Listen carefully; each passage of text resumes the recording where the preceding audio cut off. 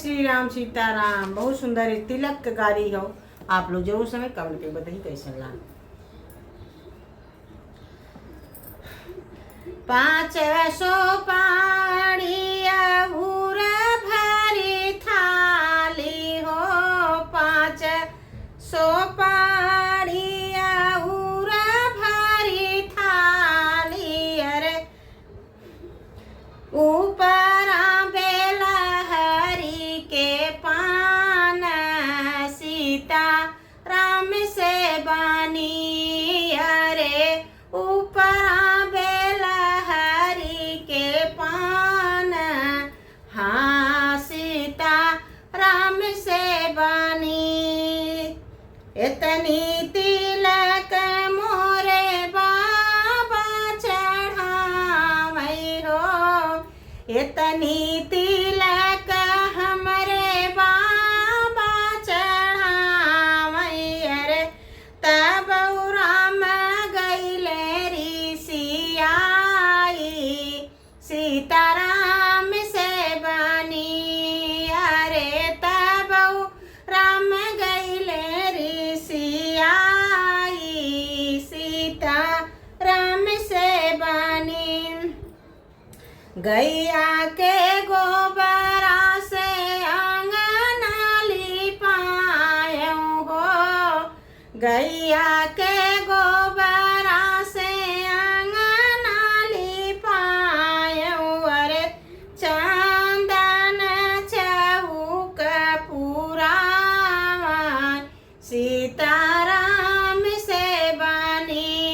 अरे चंदन चौक पुरायऊ सीताराम से बनी। सोने का दिया ना कलश भरी लायऊ हो। सोने के दिया ना कलश भरी लाय। अरे राम के चौक चढ़ाएऊ सीताराम से बनी। अरे राम जी के चौक चढ़ाएऊ सीताराम से बनी। दुअरे से उठलनी बापवा काने रामा। दुअरा से उठलनी बपवा हो काने रामा। भैलेनी भेदिया पे ठाढ़ी सीता राम से बनी। अरे भैलेनी बेदिया पे ठाढ़ी सीता राम से बनी। सोने का दिया ना कलश ढरकायऊ हो।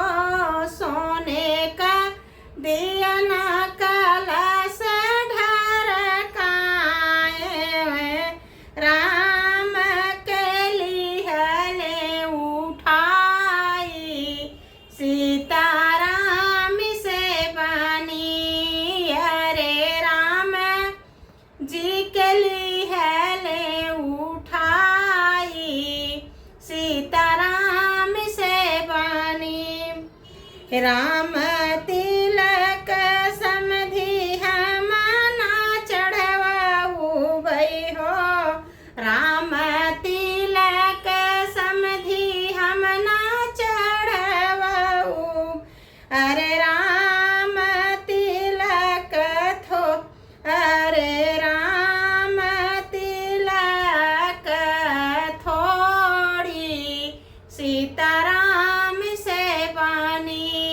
अरे राम के तिलक बाटई थोड़ी सीताराम से बनी।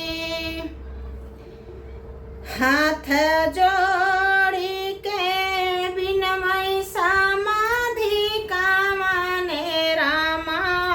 हाथ जोड़ी बिनमय समाधि हो कामने रामा। सो समधिया राज हमारी सीताराम से बनी। अरे सुन समधिया राज हमारी सीताराम से बनी। 5